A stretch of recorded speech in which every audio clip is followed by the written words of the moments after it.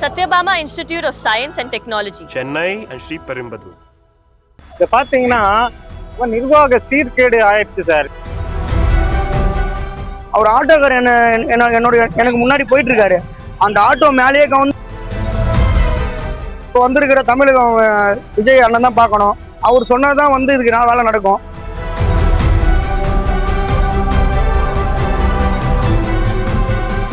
Sir, என் பேர் Kalaiyarasan sir. நான் வழக்கறிஞராக இருக்கேன். இதை பார்த்தீங்கன்னா நிர்வாக சீர்கேடு ஆயிடுச்சு சார். இந்த மாதிரி இங்கே என்ன நடக்குதுன்னே தெரியல சார். அமைச்சர் அங்கங்கே ஆய்வு போகிறாங்க. நேற்று ஒரு அமைச்சர் அறநிலையத்துறை போய் முறுக்கு டேட்டு பார்க்குறாரு. அதெல்லாம் கரெக்டாக பார்க்குறாரு தவிர இந்த மாதிரி டெய்லி இந்த மாதிரி ஏதாவது இந்த ரோட்டில் ஆக்சிடென்ட் நடக்குது. இந்த மாதிரி ஒரு குறிப்பிட்ட லெவல் தான் லோடு ஏற்றணும். அதோட 10 மடங்கு அதிகமாக ஏற்றிட்டு போகிறாங்க. அதெல்லாம் எந்த அமைச்சரும் செக் பண்ணுறது இல்லை சார். ஆர்டிஓவும் செக் பண்ணுறது இல்லை. அதுக்கான முழு இது அமைச்சர் தான் சார் எடுக்கணும்.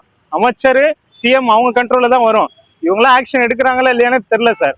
சுகாதாரத்துறையில ஸ்டான்லிக்கு போறாங்க, இன்னைக்கு உணவுத்துறையெல்லாம் போறாங்க. நீங்க என்னென்ன குற்றச்சாட்டு சார்? அதான் சார், அவங்களுக்கு ஒரு நிர்வாகத்திறனே இல்லைன்னு தான் சார் நான் சொல்லுவேன். ஏன்னா அவங்க எல்லாம் புதுசு இப்போதான் சார் ட்ரைனிங். அவங்களுக்கு என்ன பண்ணுன்னே தெரியல சார். அறநிலையத்துறையில போய் முறுக்கு டேட்டு பாக்குறாரு.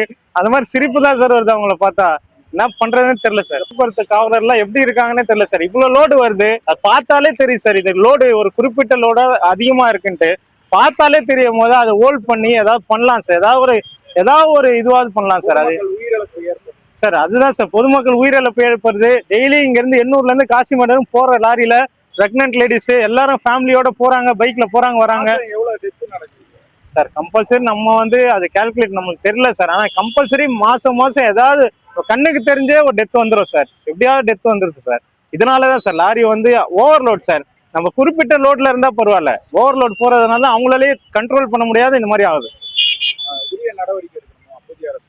சார். கண்டிப்பா இதுக்கு நடவடிக்கை எடுத்தே ஆகணும் சார். இது இப்பத்துல இருந்து இல்ல சார், நான் குழந்தையில இருந்து நான் பிறக்கிறதுக்கு முன்னாடில இருந்தே இது இருக்கு சார். இந்த பீச் ரோட்னா கம்பல்சரி லாரி போவோம், லாரியில ஆக்சிடென்ட் ஆகும்ன்ற மனநிலை ஏற்படுத்தி இதுவாயிடுச்சு சார் எல்லாருக்கும். நான் இந்த காசிமேடு ரூட்ல ஆட்டோ ஓட்டுறேன். நான் சவாரி போயிட்டு இருந்தேன். நம்ம திருவத்தூர் சவாரி போயிட்டு இருக்க சொல்ல லாரி ஹெவி லோடு, அந்த வண்டியோட அளவுக்கு மீறி ஹெவி லோடு ஏற்றிட்டு வந்தாங்க. அந்த ஆட்டோவில் வண்டியில லாரியில ஏற்றிட்டு நம்ம அந்த டோல்கட்டு கிட்ட டோல்கட்டு முன்னாடி இருந்தே வண்டி அப்செட் ஆகிற மாதிரி தான் வந்துச்சு. நான் பின்னாடி வந்துட்டு இருக்கேன். அவர் ஆட்டோக்கார் எனக்கு முன்னாடி போயிட்டு இருக்காரு. அந்த ஆட்டோ மேலேயே அந்த ஆட்டோ நசிக்கிட்டு இருக்கோம். அந்த அளவுக்கு ஹெவி லோடு ஏற்றிட்டு வண்டி போயிட்டு இருந்துச்சு. போயிட்டு இருந்து அந்த சிக்னல்ல கரெக்டாக ஒரே ஒரு இன்ச்சு தான் இந்நேரம் வண்டி அப்செட் ஆகிட்டு இருக்கோம். ஒரு ஆட்டோக்கார் மாட்டிட்டு இருப்பாரு. அதையும் இது பண்ணி போலீஸ்கார் கத்தி நிப்பாட்டாரு வண்டியை. இல்லாட்டி நாங்களும் ஓடி கத்திட்டோம். ஒரு உயிர் சாதம் ரொம்ப தவிர்க்கப்பட்டது. அதெல்லாம் இல்லாத என்ன பண்றாங்க போலீஸ்காரங்க எங்களை தான் வெட்டி பிடிக்கிறாங்க. சட்டை போடல அது போலன்னு பிடிக்கிறாங்க. அதெல்லாம் பண்றாங்க.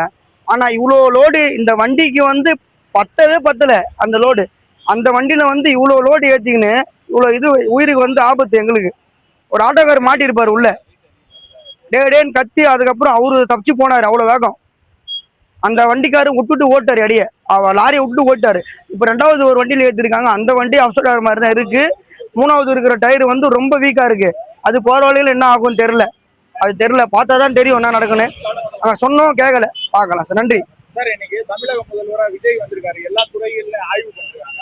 ஆர்பிஓ சார்பா இந்த மாதிரி அதிகப்படியான தண்ணி எடுத்து வர ஆய்வு பண்றாங்க. அந்த மாதிரிலாம் எனக்கு எப்படி சொல்றதுன்னு தெரியல. அவங்களாம் அது எதுவும் பண்ணல சார். அவங்க என்ன பண்றாங்க, எங்களுக்கு ஆட்டோக்காரங்க நாங்க வரோம், எங்களுக்கே ஒரு பாதுகாப்பு இல்லை.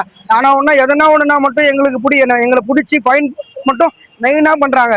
எங்களுக்கு ஃபைன் போட்டு எங்களை பிடிச்சி ஒரு சின்ன ஒரு சட்டை, வெயில் அடிக்குது, ஒரு சட்டை போடலன்னா கூட அதுக்கு பிடிச்சி எடுத்தாலே 1000 ரூபாய் ஃபைன் போடுறாங்க சார். போட்டாலே 1000 ரூபாய் 2000 ரூபாய் தான் ஃபைன் போடுறாங்களே தவிர எங்களுக்கு இவ்வளோ பெரிய வண்டி இது என்ன ஒரு ரெஸ்பான்ஸுமே கிடையாது. அவ்வளோ போனால் எங்களுக்கு தான் ஆபத்தா இருக்குது. இது ஒரு உயிர் கடவுள் தான் சொன்ன மாதிரி ஒரு இது போச்சு. இப்போ சார் இந்த எண்ணூர் விரைவு சாலையில மாசத்துக்கு எவ்வளவு உயிரிழப்புகள் நடக்குது? போன வாரம் சார் என் ஃப்ரெண்டு காசிமேடு பையன் பைக்கில் போயிட்டு இருக்கும் போது லாரிக்கார தூக்கக்கண்ணில் விட்டு அப்படியே ஃபாட்டோ விட்டு சார். அங்கே என் கூட படித்த பையன், அவன் பேர் வினோத், அவனும் ஆட்டோ டிரைவர் தான். அவனும் இது மாதிரி போயிட்டு இருக்க சொல்லதான் தூக்கக்கண்ணில் லாரிக்கார் விட்டாரு. தொடர்ந்து இது சமாளிக்கிறதுக்கு என்ன செய்யணும்? அது போலீஸ் தான் பார்க்கணும்.